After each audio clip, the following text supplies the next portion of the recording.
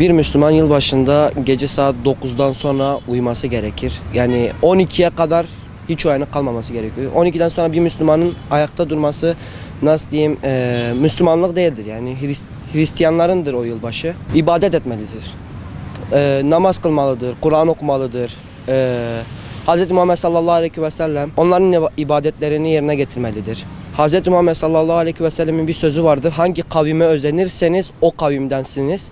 Biz de o kavime benzememek için ibadetlerimizi yerine getiriyoruz. Kutlayanlara kutlamamalarını söylemek istiyorum. Yani bizim ibadetimiz varken Hristiyanların ibadetlerini yerine getirmemelerini istiyorum. Bir Hristiyan Ramazan ya da bayramımızı kutlamıyor, yılbaşımızı kutlamıyor.